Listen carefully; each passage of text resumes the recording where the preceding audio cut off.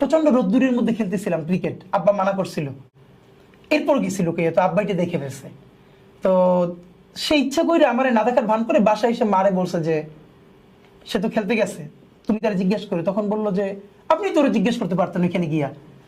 আব্বার এই কথাটা আমার আজীবন লেসন। আব্বা বললো আমি যদি ওর মাঠের মধ্যে গিয়ে ধরি জিজ্ঞেস করি, তারপর তো ওর সাথে যারা খেলে আজীবন ওরে মনে করবে যে ওর বাপি যেহেতু ওরে ধাওয়ায়, আমরা ওরে ধাওয়া দিতে পারবো। দেখেন আমার যে সবাই চিৎকার করে বলি না, আমি সবার ব্যাপারে এত কিছু জানি, এটা বললে ওনাদের চক্ষু লজ্জা, ওনারা মিডিয়া আসতে পারবে না। আমি খালি চিল্লে, আমি এগুলো বলি না, কারণ অনার করি। কেন করি জানেন? ওনাদের একটা সামাজিক লাইফ আছে, বউ বাচ্চা আছে। ওনারা এইভাবে মিডিয়ায় অপমানিত হইলে বাচ্চাটা স্কুলে গেলে তাদের কাছে ছোট হয়, ওনাদের বউ তার ভাবিদের কাছে ছোট হয়। ওনারা তো দেশ ছেড়ে পালাই যান নাই। ওনারা কিভাবে আওয়ামী ফ্যাসিজমকে এনাবল করছে, সামনে নিয়ে গেছে, এখন পর্যন্ত এজেন্সির পয়সায় কিভাবে ন্যারেটিভ উৎপাদন করতেছে, আমি অনেক কিছু জানি। আমি পাঞ্জাবি টুপি পরার কারণে যেই গ্লানির মধ্যে দিয়ে গেছি, একটা মেয়ে টি শার্ট পরবার কারণে যেন তার গ্লানির মধ্যে দিয়ে যাওয়া না লাগে। দেখেন আমি যদি দিনের কথা বলি, আমি তার বারবার বুঝাবো, দিনের অ্যাপ্রোচে বুঝাবো। কিন্তু আমি যখন তাকে, মানে এটা কি হয়, বাংলাদেশে এমন একটা হয়েছে জানেন, বাংলাদেশের আলেমদের মূলধারাটা, তারা তো মিডিয়ায় এত অ্যাক্টিভ না, কিছু ফেসবুক সেলিব্রিটি এই স্ট্রিকটা নিয়ে যেমনি ভাবে বাজে কথা বলে, এটাতে আমি নিজেই মাঝে মধ্যে মনে হয় যে আমি যদি এই কালচারের একটা ইসলামী মূল্যবোধ সম্পন্ন পরিবারের না হইতাম, আমি তো মনে হয় এদের ব্যাপারে বিদ্রোহ করে বসতাম।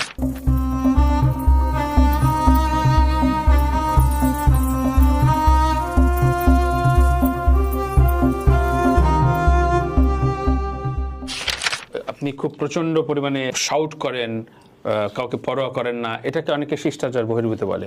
হাঁটুর বয়সী, অমুক বয়সী ইত্যাদি নানান কথা আছে। আচ্ছা, এটা নিয়ে আত্মসমালোচনার জায়গায় আপনি যেহেতু বলছেন, এটা তুষার ভাইয়ের সাথে একুশে টেলিভিশনের একটা শোতে উনি এরকম বলতেছে যে, মানে ব্যাপারটা আমি তো এনসিপি করি না, তারপর মুশকিলটা কি, আমাকে গিয়ে এনসিপি কি বিভিন্ন জায়গায় ডিফেন্ড করা লাগে। দেখেন আমি এনসিপির পলিটিক্স না করি, বিএনপির না করি, জামাতের না করি, কিন্তু তার সাথে যেটা অন্যায় হয় সেই অন্যায়টাকে অন্যায় বলতে পারাটাই ইনসাফ। তো সেক্ষেত্রে ওদের পক্ষে তো ঘটনাটা হলো এই হাঁটুর বয়সী ব্যাপারটা আমার সাথেই উঠছে মূলত।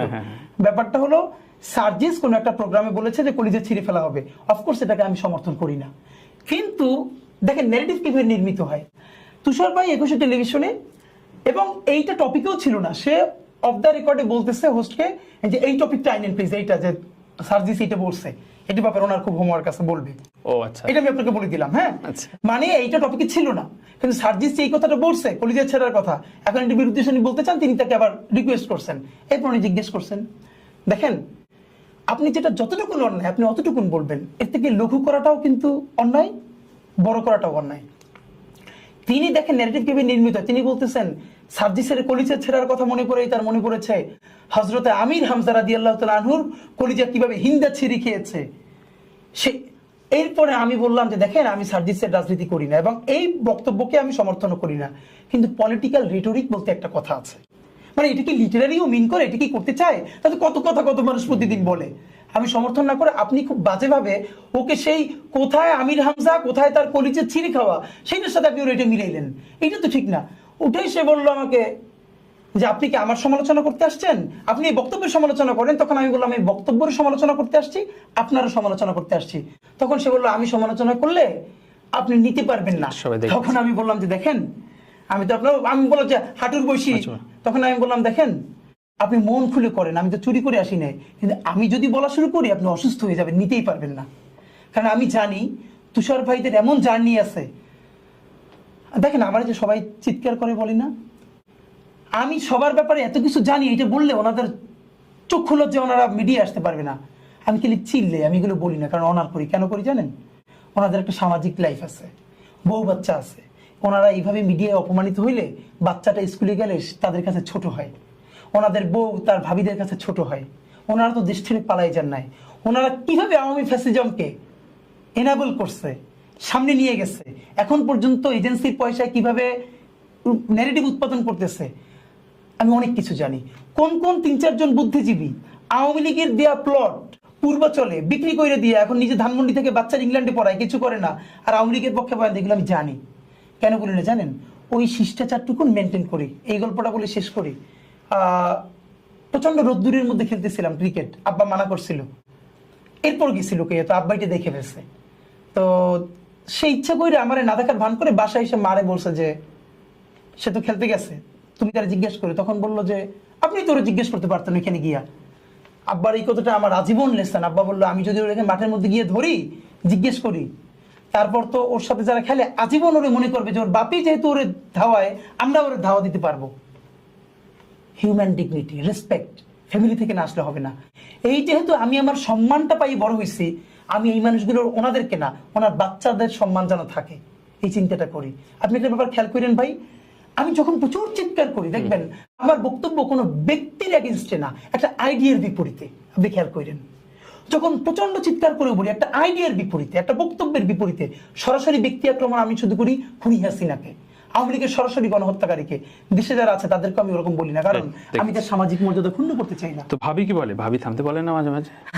না, এটা আলহামদুলিল্লাহ আমার পরিবার, তারা ইভেন আমার বউ তো সেই জুলাই গণঅভ্যুত্থানে সে প্রেগন্যান্ট ছিল, এবং সেই এই অবস্থায় সে আমার সাথে রাত 2টা পর্যন্ত প্রেসক্রিপশনের ফাইল নিয়ে এসে আমার সাথে গেছে। এর আগের বিএনপির সমাবেশ ছিল গোপীবাগে, আপনার গোপীবাগ না গোলাপবাগ, গোলাপবাগে একটা বিরাট সমাবেশ, বাড্ডা থেকে সেই পর্যন্ত একা কেউকে পুলিশ এটা দিতে যাচ্ছে না। আমার ওয়াইফ আমাকে সাথে নিয়ে গেছে যে সাথে কোনো মহিলা থাকলে কোনো কাজে যাচ্ছে বোঝানো যাবে। সুতরাং আমার বাসার মেয়েরা তারা ফুল পর্দা করে এবং রাজপথে লড়াই করে। আমি ডাকসুর এই যে নির্বাচন, আমি ঢাকা ভার্সিটির ছাত্রকে বলছি, এই নির্বাচনটা কি সিগন্যাল দেয়? এটা সিগন্যাল দেয় বাংলাদেশের সামনের জাতীয় রাজনীতিতে একদম আমরা যেভাবে হিসেব করতেছি এরকম হবে না, ভিন্ন কিছু হবে। ধরেন অনেকে বলে না যে ওটা ক্যাম্পাসের রাজনীতি, এটা জাতীয় রাজনীতি না। অফকোর্স এটাও সত্য, কিন্তু এটা পার্সিয়াল সত্য। এই ডাকসু রাকসু আরো যেগুলো আছে 4টা ক্যাম্পাস, এই ভোটের ইম্প্যাক্ট পড়বে আরবান মিডল ক্লাসের উপরে, আরবান মিডল ক্লাস, যাদের বাচ্চা কাচ্চা ইউনিভার্সিটিতে পড়ে কিন্তু যারা ভোট দিতে যায় না, এটা বলছেন? হ্যাঁ, পড়বে। এবার তারা ভোট দিতে গেলে এই চিন্তাটা করবে। আর গ্রামে আমি আপনারে বলি কেমনি ইম্প্যাক্ট পড়বে। ডাকসু নির্বাচনের আগের দিন আমি 1 ঘন্টার জন্য বাড়িতে গেছিলাম, মানে গিয়ে 1 ঘন্টা ছিলাম, তারপর আবার ঢাকা চলে আসছি জরুরি কাজে গিয়ে। আমার এলাকায় যে সুপারি বিক্রি করে আমি অবাক হয়েছি, এটা অনেকটাই বলছে। আমি বাসায় ঢুকতেছি, আমার দিকে বলে এই ডাকসু নির্বাচন, তুমি আজকে এখানে বাড়ি কেন? আচ্ছা আচ্ছা। আমি বললাম বাবা রে বাবা, ডাকসু নির্বাচন এমন জাতীয় ইস্যু হয়ে গেছে যে সুপারিওয়ালা চাচা আমার বলতেছে আমি আজকে বাড়ি কেন, আমার তো ঢাকায় থাকার কথা। এর মানে এখন মিডিয়ার কল্যাণে মানুষ এনগেজড হচ্ছে, এটার ইম্প্যাক্ট পড়বে। আপনার কথা দিয়ে শেষ করে, ওই যে আপনি বললেন যে আপনি মাথায় টুপি ছিল এবং পাঞ্জাবি পরে আপনার টিচার আপনাকে প্রচুর বুলি করেছিল, সময়ের প্রেক্ষাপটে কি এইটার আবার উল্টো চিত্র হয়ে যেতে পারে কিনা? হয়ে যাওয়াটা ভীষণ আফসোসের, এবং এইটা আমাদের জায়গা থেকে জীবন ইনশাল্লাহ হতে দিব না। আমি পাঞ্জাবি টুপি পরার কারণে যে গ্লানির মধ্যে দিয়ে গেছি, একটা মেয়ে টি শার্ট পরবার কারণে যেন তার গ্লানির মধ্যে দিয়ে যাওয়া না লাগে। দেখেন, আমি যদি দিনের কথা বলি আমি তার বারবার বুঝাবো, দিনের অ্যাপ্রোচে বুঝাবো, কিন্তু আমি যখন তাকে, মানে এটা কি হয় বাংলাদেশে এমন একটা হয়েছে জানেন, বাংলাদেশের আলেমদের মূলধারাটা তারা তো মিডিয়ায় এত অ্যাক্টিভ না, কিছু ফেসবুক সেলিব্রিটি এই স্টিকটা নিয়ে যেমনি ভাবে বাজে কথা বলে, এটাতে আমি নিজেই মাঝে মধ্যে মনে হয় যে আমি যদি এই কালচারের একটা ইসলামী মূল্যবোধ সম্পন্ন পরিবারের না হইতাম, আমি তো মনে হয় এদের ব্যাপারে বিদ্রোহ করে বসতাম।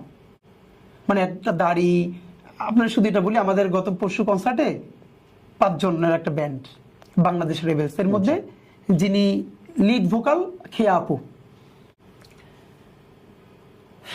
এটা অনেকে কষ্ট নিবে, এরপরও বলি, খেয়া আপু আমার একটা স্ক্রিনশট পাঠাইলেন প্রোগ্রামের আগের দিন, যে বলে ভাইয়া আমি চাই না আমার কারণে আপনার ক্ষতি হোক, প্রোগ্রামটা লাগে বন্ধ করে দেন। দেখেন, কনসার্ট তো অনেকের পছন্দ হবে না, তাই না? যার পছন্দ হবে আসবে, যে হবে আসবে না।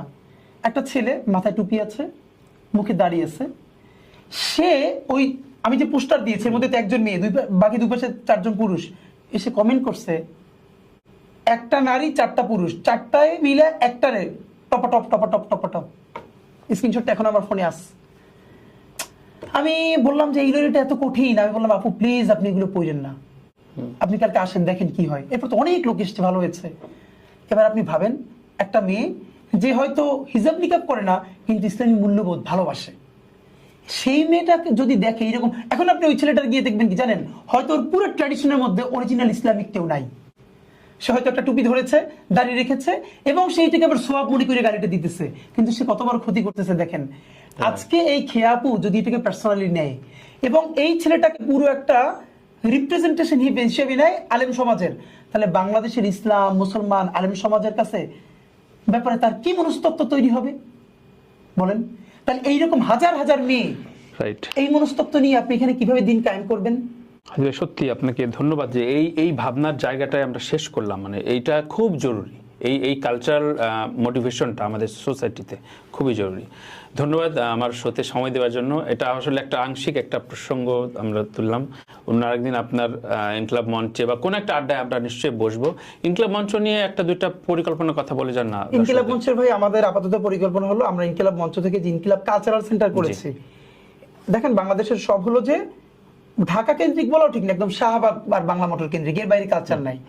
তো আমরা এই কালচারাল সেন্টারটাকে বাংলাদেশের বিভাগ জেলা একদম ছোট ছোট করে ইউনিয়ন পর্যন্ত এই জার্নিটা নিয়ে যেতে চাই। আমাদের খুব ইচ্ছা নির্বাচনের পরে এই কালচারাল সেন্টার থেকে পাঠচক্র নিয়ে বই পুস্তক নিয়ে গ্রামের স্কুলে যাব এবং স্কুলের বারান্দায় শীতের সকালে মাদুর বা পাটি বিছিয়ে সেখানে কাউরে ফনেটিক অ্যালফাবেট গুলো শিখাবো, কাউরে কবিতা শিখাবো, নতুন নতুন বইয়ের সাথে আলাপ করে দিয়ে আসবো। এবং আমাদের একটা ইচ্ছা আগামী 10 বছরের মধ্যে আমরা বলি না আমরা একটা সাংস্কৃতিক বিপ্লব করতে চাই, এটা এই অর্থে বাংলাদেশে যেন এমন কোনো গ্রাম না থাকে যারা বলতে পারে যে ইনকিলাব মঞ্চ এখানে কোনোদিন আসে নাই। বাংলাদেশের প্রত্যেকটা গ্রাম যেন বলে যে ইনকিলাব মঞ্চের ছেলে মেয়েরা এই গ্রামে এসেছিল, এই বই পুস্তক নিয়ে এসেছিল। দেখেন পাঠচক্র করি শুধু ঢাকা ইউনিভার্সিটি, বাংলা মোটর কেন? তাহলে আমাদের অন্যদেরকে নাগরিক করে তুলতে হবে না? এই আপনি আর আমি যে আলাপটা করলাম না, এই আলাপটা যদি ইউনিয়নের বাজারে হয় ইনশাল্লাহ কোনোদিন, তাহলে আমাদের দেশ জারাই যাবে। আসার কথা কি জানেন, এতক্ষণ মানে হতাশার কথা বলে এইবার বাড়ি গিয়ে ওই গ্রামে 1 ঘন্টার জন্য তো বাইক নিয়ে ঘুরতে যাই, গ্রামের দোকানে দেখি কি একদম গ্রামের দোকান, তারা সন্ধ্যার পরে টক শো দেখতেছে, আমার একটা টক শো ইউটিউবে ছেড়ে, মানে যেখানে আগে সিনেমা চলতো সেই মানুষগুলো যে পলিটিক্যাল জিনিস দেখতেছে, এর মানে একটু একটু তো চেঞ্জ হইতেছে। এবং এইটা বলার লোভ সামলাইতে পারতেছি না, শাহজাহানপুরে পরশু সারাদিন ভোটার যোগ করছি, তো একজন ভাই পিঠা বিক্রি করেন, আমার দেখেই বলে ভাই প্লিজ আপনি 1 মিনিট দাঁড়ান, উনি দৌড়িয়া বস্তি ওখানে একদম ঝিলপাড় আছে না, ঝিলপাড়ের দিকে, বলে প্লিজ ভাই আপনার ভাবির একটু নিয়ে আসি, আপনার ভাবি সারাদিন আপনার শো দেখে খুব দৌড়ে তার বৌড়ে নিয়ে আসছে। এখন মানে সে তো খুবই সারপ্রাইজড, আমরা সারপ্রাইজড হইলাম। বস্তিতে থাকেন, পিঠা বিক্রি করেন, তার ওয়াইফ মানে আমার কোনো শো মিস করেন না। তাহলে আপনি ভাবেন সে তো ইউনিভার্সিটি পড়ুও কোনো মেয়ে না। এবং তিনি বললেন যে আপনার একটা এখান থেকে কিছু খাই যেতে হবে। তো এইটা আমাদেরকে ভীষণ আনন্দিত করে যে এই পলিটিক্যাল জার্নিটা যে শুরু হলো, আমাদের গ্রামের মানুষগুলো যখন প্রকৃত অর্থে নাগরিক হয়ে উঠবে তখন ইনশাল্লাহ দেশ বদলাবে। ইনকিলাব মঞ্চের লড়াই হলো আমাদের এই প্রান্তিক মানুষগুলোকে প্রজা থেকে নাগরিক করে তোলা। দারুণ দারুণ দারুণ, অসংখ্য ধন্যবাদ।